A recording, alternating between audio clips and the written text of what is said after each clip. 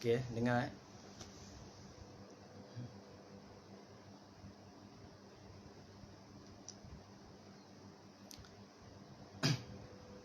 Okey.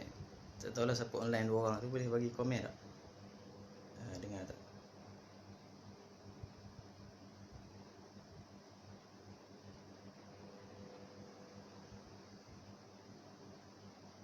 Okay, Assalamualaikum warahmatullahi wabarakatuh.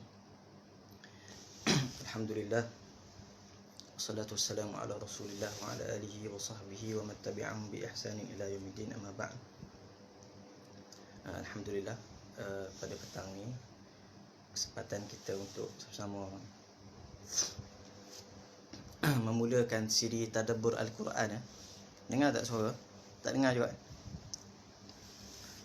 Kalau dengar bagi tahu, kurang jelas. Masih kurang jelas lagi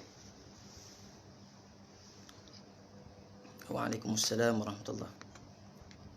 Nak minta komen suara jelas ke tidak, sebab ni kali pertama online Masih kurang jelas lagi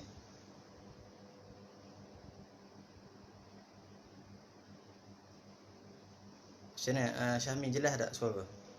Ke kurang jelas? Zil Osman, masih kurang jelas ya? Okey, kita tak mula sebab kita nak minta komen suara dulu. Kalau okey, kita start lah insya-Allah. Okey, alhamdulillah. Masih Ustaz Azim. Okey, alhamdulillah wassalatu wassalamu ala rasulihil karim wa ala alihi wa sahbihi wa man tabi'ahum bi ihsanin ila yaumiddin, amma ba'd. Sahabat-sahabat yang dirahmati Allah Taala sekalian, selamat menunaikan ibadat puasa. Jadi petang ni kita nak tadabbur ringkas suratul Duha. Bermula dengan siri yang pertama pada petang ni. Bagi sesiapa yang tak pergi dapur tu, boleh dengar, ataupun yang berada di dapur boleh pasang kat dapur ke. Okey, pertamanya surah Ad-Duha ini, sebagaimana semua kita tahu, surah yang selalu kita baca. Namanya juga agak familiar sebab berkaitan dengan waktu duha. Jadi kita baca dulu firman Allah Subhanahu wa taala. A'udzu billahi minasyaitonir rajim. Bismillahirrahmanirrahim. Wad-duha wal-laili idza saja ma wadda'aka rabbuka wa ma qala. Walal akhiratu khairul laka minal ula wa lasawfa yu'tika rabbuka fatarda. Alam yajidka yatiman fa'awa wa wajadaka dhallan fahada wa wajadaka 'ailan fa'awna. فأما اليتيم فلا تقهر وأما السائل فلا تنهر وأما بنعمة ربك فحدث. Jadi Allah Ta'ala memulakan dengan sumpah, Al-Qasam, tentang dua waktu yang silih berganti.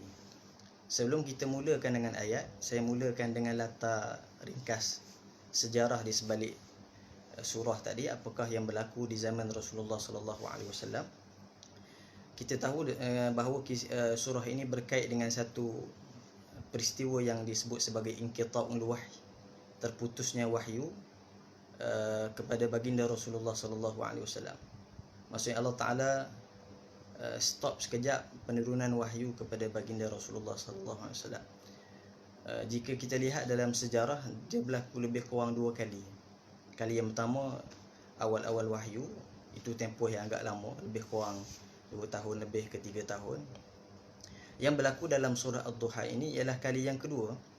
Sebagian ulama kata 12 hari tempohnya, sebagian ulama kata 15 hari, yang menyebabkan muncul tersebarnya berita-berita di kalangan orang musyrikin, dan mereka mengambil peluang untuk menyebarkan naratif yang buruk, perspektif yang jahat kepada baginda Rasulullah SAW, bahawa Allah telah meninggalkan Muhammad, ataupun kata riwayatnya dinisbahkan kepada Ummu Jamil, isteri kepada Abu Lahab, yang mengatakan inna syaitana Muhammadin qad tarakahu. Maksudnya syaitan Muhammad telah merujuk kepada malaikat Jibril, telah meninggalkan Rasulullah SAW. Jadi sebenarnya apa perasaan Nabi sebenarnya? Adakah Nabi ni sedih? Sebab sebenarnya wahyu ni dia turun menyebabkan jiwa, ataupun turun wahyu tu, kita tahu nuzulul wahyi itu proses yang berat bagi Nabi SAW. Jadi sebenarnya Nabi bimbangkan umat dia. Di samping Nabi dia rasa bersalah.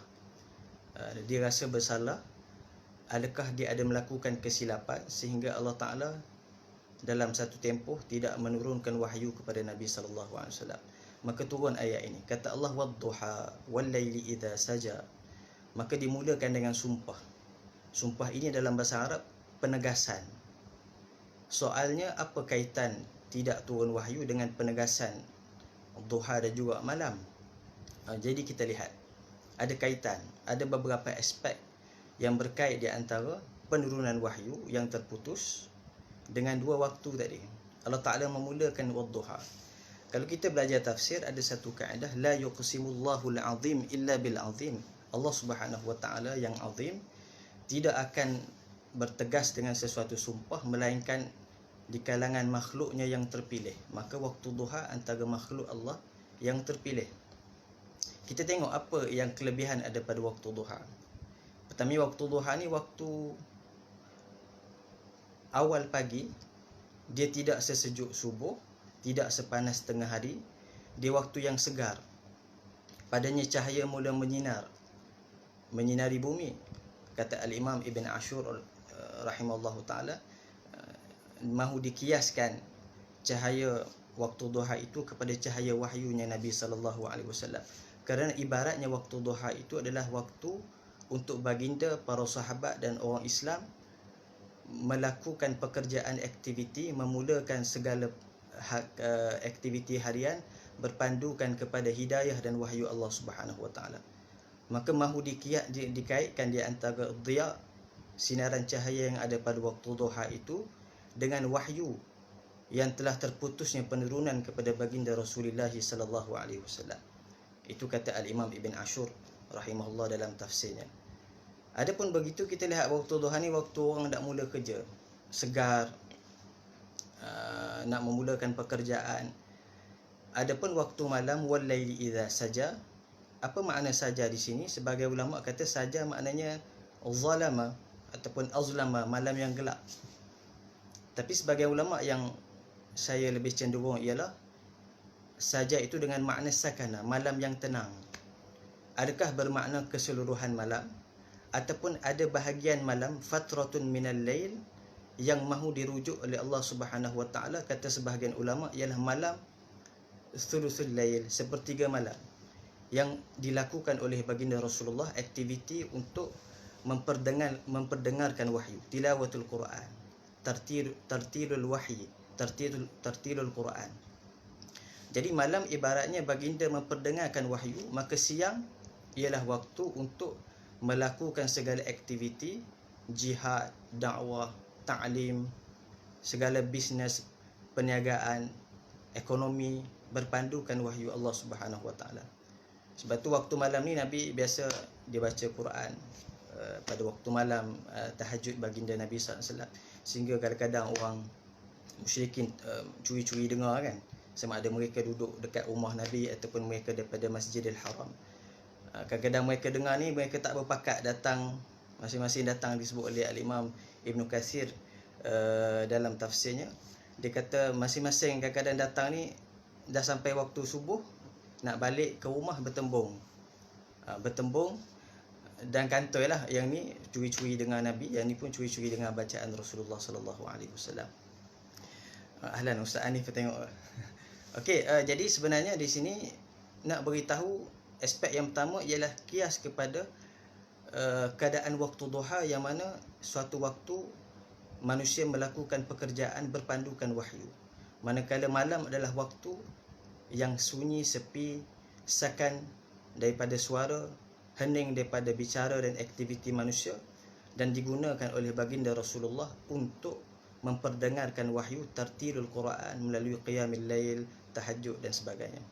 Yang kedua, kata para ulama, disebut waktu duha itu dikaitkan dengan peristiwa inqita'il wahyi itu ialah pada aspek Allah Ta'ala nak menerangkan pergiliran berpasangnya di antara sesuatu. Sebab antara naratif ataupun benda yang logik yang bermasalah di kalangan orang musyrikin itu ialah mereka selalu nak melaga-lagakan antara laki dengan perempuan, siang dan malam. Walhal benda itu adalah saling melengkapi di antara satu dengan yang lain. Maka Allah Ta'ala nak beritahu waktu siang sekejap saja, kemudian datang malam. Dan masing-masing adalah pasangan. Lepas malam datang siang pula. Jadi jika begitu berlaku pada siang waktu duha dan juga waktu malam, tidak pelik jika itu berlaku dalam proses penurunan wahyu. Ada kalanya didatangkan wahyu kepada Nabi SAW, ada kalanya berlakunya terhenti sekejap proses penurunan wahyu kepada baginda Rasulullah sallallahu alaihi wasallam. Jadi ayat pertama itu adalah ayat penegasan terhadap dua waktu, duha dan juga malam, yang merupakan manifestasi kepada bagaimana kita berinteraksi dengan wahyu dengan cara yang berbeza. Jika siang itu adalah pekerjaan, manusia melakukan aktiviti berpandukan wahyu. Yang kedua, pada malamnya adalah untuk kita baca Al-Quran dalam tahajud. Sebab Quran kan muta'abbad bitilawatih, bukan setakat untuk kita memahami makna, juga perlu dibaca Al-Quran itu. Okay, kemudian ayat yang seterusnya Allah Ta'ala pergi kepada jawapan, jawabul qasam. Maksudnya Allah Ta'ala nak jawab terhadap penegasan tadi, sumpah tadi.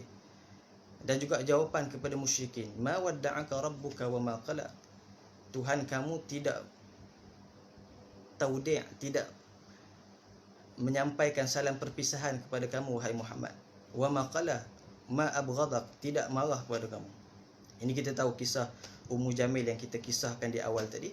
Allah Ta'ala tegaskan balik, jawabul qasam, menjawab lontaran-lontaran naratif yang jahat kepada baginda Rasulullah sallallahu alaihi wasallam dengan menyebut bahawa ma wadda'aka rabbuka wa ma qala. Taudi' ataupun al-wada' dalam bahasa Arab kita tahu dia adalah, sebagai ulama kata, adalah dia kemuncak kepada kita meninggalkan sesuatu. Kita kata perpisahan lah.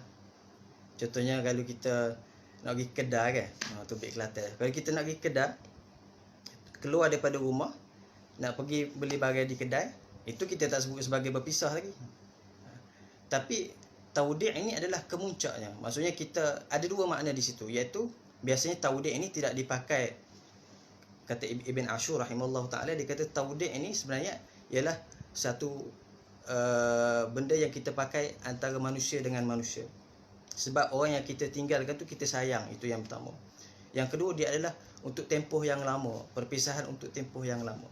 Jadi Allah Ta'ala menegaskan, ma wadda'aka rabbuka wa ma qala. Tuhan kamu wahai Muhammad tidak sesekali meninggal ataupun menyampaikan salam perpisahan buat selama-lamanya kepada kamu wahai Muhammad, dan tidak marah kepada kamu. Ini adalah tasliyah lirrasul sallallahu alaihi wasallam. Maksudnya satu untuk menyejukkan hati baginda Rasulullah sallallahu alaihi wasallam, selain untuk menjawab soalan musyrikin tadilah. Jadi di sini kita tengok Tuhan tidak menyebut namanya, ma wadda'aka Allah. Tuhan kata ma wadda'aka rabbuk. Kerana kata nama sifat Allah Rabbuk itu punya konotasi, punya makna Tuhan itu telah memelihara Muhammad sejak dia kecil lagi. Ini akan diterangkan dalam ayat akan datang. Tuhan tidak meninggalkan Muhammad bukan baru sekarang, tapi kerana dia telah mentarbiah Rabb kepada Muhammad itu, dan Tuhan mengidhafahkan, menyandarkan Tuhan itu kepada ka, yakni kamu wahai Muhammad. Nak beritahu supaya Tuhan itu dekat dengan Rasulullah sallallahu alaihi wasallam. Kemudian ayat yang seterusnya, ma wadda'aka rabbuka wa ma qala walal akhiratu khairul laka minal ula. Ini adalah janji tentang nikmat-nikmat Allah Subhanahu wa taala. Maksudnya walal akhiratu khairul laka minal ula, dan ini berlaku perbincanganlah di kalangan ulama. Jadi kita jamak di antara dua pendapat. Boleh jadi dengan makna di sini adalah al-akhirah, ialah akhirat. Kerana kelebihan Rasulullah pada akhirat, syafaatnya, ana sayyidu waladi Adam, kelebihan dia dengan berbanding dengan rasul-rasul yang lain pada hari akhirat yang telah dijanjikan oleh Allah akan diberi kepada baginda Rasulullah sallallahu alaihi wasallam.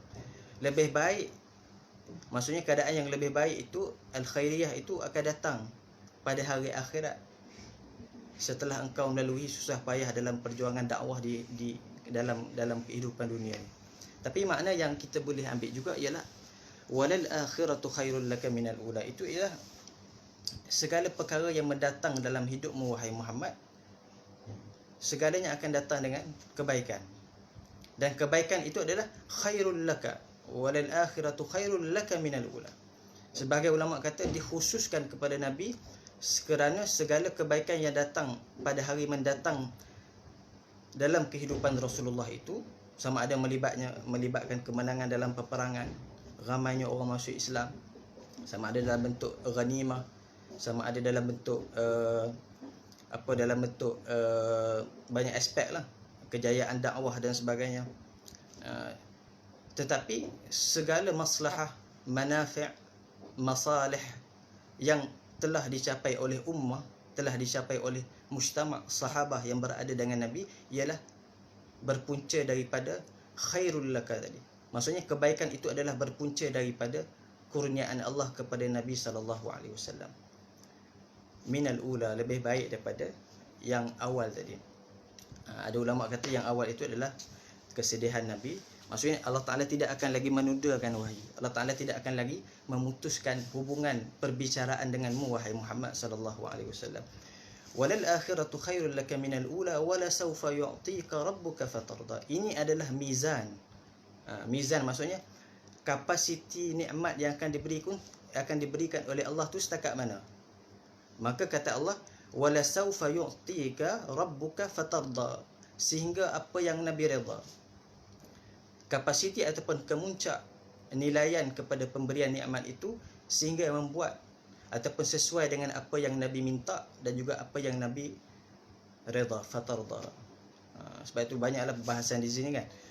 Okey, maksudnya ada yang kata yu'tika tu tak disebut maf'ul tsani, dia apa yang akan diberikan, maksudnya meliputi banyak segala pemberian lah daripada Allah Subhanahu Wa Taala, termasuklah dalam aspek dunia, dalam aspek akhirat dan sebagainya.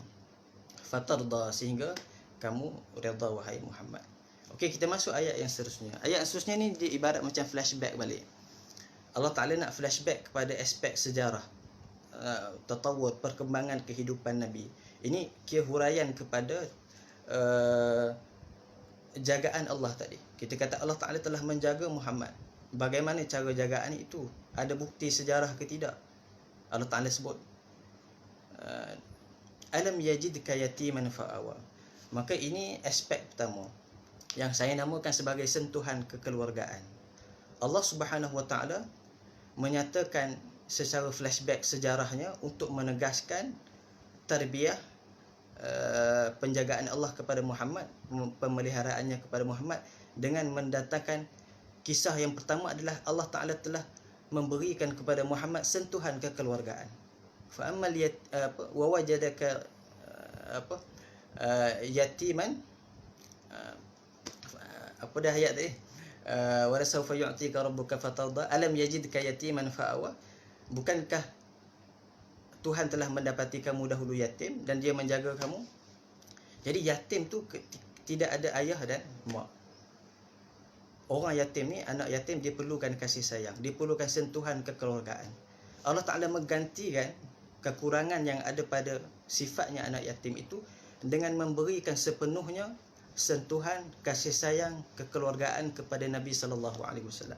Dengan cara yang macam mana? Fa'awa, dengan adanya Abdul Muttalib, kasih sayang daripada Abu Talib, kasih sayang daripada Khadijah, kasih sayang daripada sahabat Nabi sallallahu alaihi wasallam, kasih sayang daripada seluruh kerabat Nabi yang percaya kepada Nabi, menjaga Nabi, memberikan sepenuh perhatian, backup Nabi SAW. Sebab tu fa'awa di situ boleh datang dengan dua makna. Pertamanya, memang Allah Ta'ala memelihara Rasulullah dengan cara ahli keluarga tadi, menggantikan sentuhan kekeluargaan. Sebab biasanya budak anak yatim ni, kita nak, bukan anak yatim lah, anak budak kecil tu nak macam-macam lah. Kita nak perlindungan. Sebab kata ulama, fa'awa tu biasanya adalah perlindungan yang bersifat sesuatu yang ada ancaman. Maksudnya kalau ada ancaman, kita lindung. Itu dalam satu aspek. Jadi perlindungan itu berlaku dengan cara Allah Ta'ala menggantikan keyatiman Muhammad itu dengan didatangkan kekeluargaan yang lain. Ada rumah. Anak yatim ni biasa kita faham tak ada rumah lah, tak ada mak ayah. Tapi ada rumah, ada Abu Talib, ada Abdul Muttalib, ada kerabat baginda sallallahu alaihi wasallam. Kemudian adanya isteri yang telah memberikan segala-gala untuk kasih sayang, harta untuk perjuangan Nabi sallallahu alaihi wasallam. Jadi alam yajidka yatiman fa'awa. Fa'awa juga boleh jadi dengan makna Allah Ta'ala memelihara Nabi dengan menjadikan Nabi itu sebagai satu peribadi yang dikasihi oleh orang. Tarikan pada diri Nabi. Sifat yatimnya dikesiankan oleh orang. Dan fa'awa itu tidak disebut fa'awaka kerana boleh jadi tidak khusus pada Nabi SAW, bahkan melibatkan juga orang-orang yatim yang lain yang dijaga dan dipelihara oleh Allah Subhanahu wa taala. Okey. Alam yajidka yatiman fa'awa. Jadi tema pada ayat ini adalah sentuhan kekeluargaan. Allah Subhanahu wa taala menggantikan sentuhan kekeluargaan, kasih sayang yang hilang daripada biasanya seorang anak yatim itu dengan kasih sayang dan juga sentuhan daripada kerabat-kerabat yang lain, pak saudara dia dan sebagainya. Itu flashback yang pertama. Flashback yang kedua, alam yajidka yatiman fa'awa wa wajadaka dhallan fahada. Ini biasa orang kita silap faham. Dan ada juga orang menterjemahkan dhal itu sebagai sesat. Sebab Nabi kita ni tidak pernah melakukan syirik. Jadi dhal itu secara bahasanya adalah orang yang sedang mencari sesuatu dengan penuh kehairanan. Sama ada boleh jadi dia tersilap memilih jalan yang salah, ataupun dia masih lagi berada dalam persoalan-persoalan yang datang tadi untuk mencari kebenaran tadi. Maka itu keadaan Rasulullah. Kerana Rasulullah itu diberikan oleh Allah sifat yang kritis. Dia tidak sama macam orang lain lah. Dia penuh dengan persoalan-persoalan. Dia anak muda yang penuh dengan persoalan-persoalan, berfikir tentang dirinya dan juga Tuhan. Jadi dhalan kat situ ialah, bukankah Tuhan telah mendapati kamu dahulunya ketika waktu mudamu itu penuh dengan persoalan-persoalan, penuh dengan pencarian-pencarian untuk mencari kebenaran, untuk mencari Tuhan, untuk mencari identiti diri. Fahada, maka Allah lah yang memberi petunjuk. Bukan maksud Nabi sesat, tapi Nabi berada dengan penuh persoalan untuk mencari kebenaran. Wa wajadaka dhallan fahada, maka yang di sini tema pada ayat ini adalah tema ilmu. Tema ilmu yang menunjuk kita kepada hidayah Allah Subhanahu wa taala. Tema yang pertama, kasih sayang. Seorang budak dia perlukan kasih sayang. Dia membesar, dia perlukan kasih sayang, sentuhan kekeluargaan. Maksudnya pendidikan yang paling asas ialah menyentuh aspek-aspek tadi. Apabila anak dah penuh dengan kasih sayang, maka Allah Ta'ala berikan ilmu sesuai dengan jiwa fikiran Nabi yang penuh dengan kritis, sentiasa berfikir tentang Tuhan, kritikal, mencari kebenaran. Maka fahada, Allah Ta'ala memberikan hidayah. Jadi hidayah yang datang daripada Allah itu bukan Nabi duduk tidur kat bilik, Nabi rehat, Nabi pun join juga benda-benda yang syirik, tak. Bukan Nabi tak fikir, tak apalah, relax, tak. Tapi kerana hidayah yang diberikan kepada Muhammad itu sesuai dengan peribadinya, seorang yang penuh dengan persoalan, mencari kebenaran, mahukan menegakkan sesuatu yang betul dalam aspek akidah tadi. Sebab tu kata Al-Imam Ibn Ashur rahimahullahu ta'ala, dia kata islahul i'tiqad ataupun islah dia membahaskan tentang masalah fitrah. Dia kata islahul i'tiqad ataupun memperbaiki sesuatu i'tiqad ataupun fikiran itu antara perkara yang paling awal yang ditekankan oleh Islam, sebagaimana berlaku pada Nabi sallallahu alaihi wasallam. Jadi aspek yang kedua adalah ilmu. Bukan maklumat, tapi ilmu yang memberi hidayah, yakni Islam. Maka setelah dibesarkan dengan penuh kasih sayang, Allah Ta'ala mendidik Nabi dengan memberikan ilmu. Wa wajadaka dhalan fahada. Dan ilmu yang diperolehi oleh baginda itu ialah juga hasil daripada sifat, sikap, jiwa, peribadi Nabi yang sentiasa kritis, penuh dengan persoalan untuk mencari kebenaran, mencari Tuhan, berfikir. Maka diberikan petunjuk oleh Allah Subhanahu wa taala. Okey, itu yang kedua. Flashback yang kedua. Flashback yang ketiga ialah wa wajadaka ailan fa'aghna. Ailan tu maksudnya fakir ataupun miskin, tak ada harta. Dahulunya Tuhan mendapati kamu miskin, maka Tuhan fa'aghna. Fa'aghna di sini ialah dengan makna cukup. Ada ulama kata dengan makna diberikan kekayaan. Sebenarnya dua-dua betul. Nabi SAW dahulunya fakir, miskin, maka Allah Ta'ala mencukupkan Nabi kerana Nabi sentiasa merasa cukup. laisal ghina an kathratil aradi walakinnal ghina ghinan nafs. Tidaklah kaya itu dengan banyaknya harta, tapi jiwa yang cukup. Maka kekayaan harta yang datang kemudian itu kepada Rasulullah itu ialah kerana Nabi punya jiwa yang cukup. Maksudnya fa'aghna, Allah Ta'ala mencukupkan Nabi kerana jiwa Nabi yang sentiasa merasa cukup dengan dunia. Macam mana Allah Ta'ala mencukupkan Nabi? Adanya Khadijah, businesswoman yang berjaya, yang berkahwin dengan Rasulullah. Hartanya diberikan untuk bekalan kepada perjuangan dakwah Nabi SAW. Harta Abu Bakar, para sahabat yang lain, ghanimah. Benda tu Nabi tak minta. Dan Nabi tak kumpul untuk kekayaan peribadi dia, sebab Nabi sentiasa merasa cukup. Fa'aghna, maka Nabi merasa cukup, lalu dicukupkan oleh Allah Subhanahu Wa Taala dengan harta-harta yang datang kemudian yang boleh membantu sebagai bekalan dakwah Nabi SAW. Jadi yang ketiga ini adalah aspek tentang ekonomi ataupun ma'isyah, kehidupan yang berhajat kepada duit dan ekonomi yang bagus. Yang mana asasnya adalah kita perlu merasa cukup lah. Sebab dalam ekonomi Islam ni, mungkin Ustaz Abid boleh komen. So dalam ekonomi Islam ni maksudnya antara ciri-ciri ekonomi Islam tu ialah kita punya apa kita sebut tu, kita punya kehendak tu tak banyak. Kita punya kita nak benda tu tak banyak. Berbanding mungkin kita ada sumber yang banyak, tetapi kita punya kehendak tu tidaklah sampai membazir. Kita kena kurangkan kehendak kita tadi. Jadi ada 3 aspek tadi flashback. Pertama aspek kasih sayang keluarga, kemudian aspek ilmu yang menuntun hidayah kepada Nabi SAW. Yang ketiga ialah dalam keadaan Nabi miskin, kemudian dia merasa cukup lalu dicukupkan oleh Allah Subhanahu Wa Taala. Kemudian datang ayat yang seterusnya. Fa ammal yatima fala taqhar. Jadi ayat 3 ayat yang terakhir ini adalah ayat yang berkaitan dengan tafsil, huraian kepada reaksi untuk bersyukur terhadap segala kurniaan Allah Subhanahu Wa Taala tadi. Maksudnya fa'amma di sini didatangkan untuk menerangkan bagaimanakah cara yang sepatutnya yang dilakukan oleh Rasulullah dan sesiapa sahaja sebagai tanda reaksi terhadap bersyukur kepada pemeliharaan Allah yang 3 tadi. Diberikan sentuhan kekeluargaan, diberikan ilmu yang membawa kepada hidayah Allah. Yang ketiga, diberikan ekonomi yang cukup dan jiwa yang cukup dengan harta. Maka fa'amal yatima fala taqhar. Maka apabila kamu mendapati anak yatim, jangan berkasar. Tunaikan hak mereka, jangan menzalimi mereka. Sebab anak yatim ni orang yang paling berhak kepada kasih sayang itu. Seperti Allah Ta'ala banyak sebut dalam surah An-Nisa tentang hak-hak anak yatim, pengurusan harta.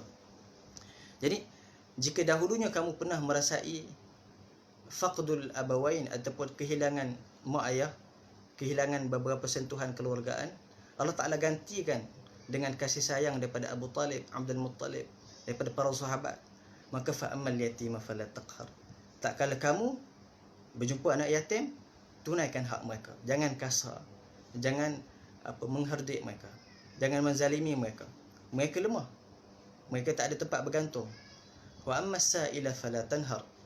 Jadi ayat yatim tadi back kepada kisah keyatiman Nabi SAW. Wa ammas sa'il itu back kepada kisah wa wajadaka dhalan fahada. Sebagai ulama kata as-sa'il kat sini adalah as-sa'il 'anid din, orang yang datang bertanya tentang agama. Sebab dalam bahasa Arab soal boleh datang dengan makna minta tentang benda-benda yang bersifat barang, harta. Boleh jadi juga datang dengan makna bertanya. Sebagai ulama kata dia hanya terhad kepada wa ammas sa'il ini, orang yang tanya datang kepada kamu wahai Muhammad, soal 'anid din, bertanya tentang agama. Sebagaimana kamu wahai Muhammad pernah berada dalam keadaan dhal, iaitu penuh dengan pencarian tentang kebenaran, tentang Tuhan, maka Allah Ta'ala telah memberikan kamu hidayah. Maka wa ammas sa'ila fala tanhar. Begitu juga tak kala sekarang datangnya talibul ilm, datangnya orang yang menuntut ilmu, bertanyakan persoalan-persoalan agama, maka kita jangan rendahkan dia lah. Kita kena ra'yakan dia. Walaupun masalah soal itu perbahasan yang panjang di kalangan ulama. Ada yang soal daripada al-ami, orang awam, ada soal daripada talibul ilm, ada soal yang tak sepatutnya ditanya. Tu perbahasan lain tentang masalah soal. Tapi kesimpulan yang lebih dekat dengan kita ialah as-sa'il di sini bukan sahaja tentang bertanyakan masalah agama, tapi juga apabila orang datang bertanyakan kepada Rasulullah dalam meminta benda-benda keperluan, sama ada harta, minta bantuan dan sebagainya. Dan itu memang sesuai dengan sifat Rasulullah sallallahu alaihi wasallam. Wa amma bi ni'mati rabbika fahaddits. Jadi akhir sekali adalah adapun nikmat Tuhan kamu, maka kamu boleh bicarakan tentang nikmat itu. Jadi nikmat itu, ada ulama kata nikmat itu kembali kepada masalah harta tadi, sebab dia kategori yang ketiga. Jadi kalau ada orang ada harta yang baik, diberikan nikmat, maka dia boleh ceritalah tentang nikmat tadi. Adapun ada ulama kata wa amma bi ni'mati rabbika fahaddits, itu adalah rujuk kepada ketiga sekali. Sebab nikmat kasih sayang ataupun nikmat yang berkaitan dengan hidayah, petunjuk ilmu daripada Allah Subhanahu Wa Taala, mendapat ilmu yang baik, ataupun nikmat yang berkaitan dengan aspek harta dan juga ekonomi tadi. Fahaddits, tapi dengan syarat apabila kita nak bicarakan nikmat tadi, mesti kita sandarkan pada Rabb, Tuhan yang memiliki nikmat tadi. Sebab tu dalam ayat ni Tuhan kata wa amma bi ni'mati rabb, idafah kan, disandarkan kepada Rabb. Boleh jadi idafah di sini dengan makna milkiyah, kerana nikmat itu milik Allah Subhanahu Wa Taala, ataupun dengan makna takrim. Jadi nikmat yang disandarkan, yang kita bicarakan kepada manusia. Contoh kita kata alhamdulillah tu kita dah sandarkan kepada Allah. Ataupun kita kata nikmat yang aku dapat ni, yang kita sandarkan kepada Allah Subhanahu Wa Taala. Itulah secara ringkasnya, tak tahu berapa minit telah berlangsung ni. Ada soalan boleh, tapi kalau boleh jawab kita jawab. Apa soalan dia? Jadi secara umumnya kesimpulan kepada surah Ad-Duha itu adalah surah Ad-Duha ialah satu surah yang sangat memberi pengajaran yang besar dalam kehidupan kita, bahkan dalam konteks yang berlaku dalam kehidupan baginda Nabi sallallahu alaihi wasallam, yang mana sebagai bekalan untuk beritahu dakwah wahyu itu, perjuangan wahyu itu Allah Subhanahu Wa Taala lengkapkan kepada baginda Nabi sallallahu alaihi wasallam dengan telah mempersiapkan kemanusiaan Nabi. Allah Taala mempersiapkan dahulu basyariyatul rasul, kelengkapan asasi sebagai manusia. Sebelum diberikan beban pikul tanggungjawab yang besar, Allah Taala telah mempersiapkan dahulu sentuhan kekeluargaan, yatima sebagai anak yatim kan, fa'awa. Allah Taala lengkapkan petunjuk ilmu, mesti ada bekalan ilmu, dan ilmu itu mestilah yang menuntun kepada hidayah, fahada. Dan Allah Taala mempersiapkan Nabi itu dengan ekonomi yang cukup. Datangnya Khadijah, para sahabat yang membantu, ghanimah, dan semua itu yang cukup tadi, ekonomi tadi adalah hasil daripada sikap rasa cukup qanaahnya Nabi sallallahu alaihi wasallam, maka dicukupkan oleh Allah. Maka ketiga-tiga aspek itu penting yang perlu kita ada untuk kita menyampaikan dakwah, untuk kita melakukan reaksi terhadap rasa syukur terhadap pemberian tadi. Sebab tu kadang-kadang kita nak buat dakwah ni, sebab tu kita ni kat isu semasa sikit lah, dah habis dah tadabbur ni. Contoh kita tengok isu Ustaz Abid Liu kan. So Ustaz Abid Liu tu kalau dia tak ada duit, tak boleh buat kerja tu. Jadi duit tu penting juga. Tapi bukan kita nak kepada duit, kita kena rasa cukup, maka Allah cukupkan.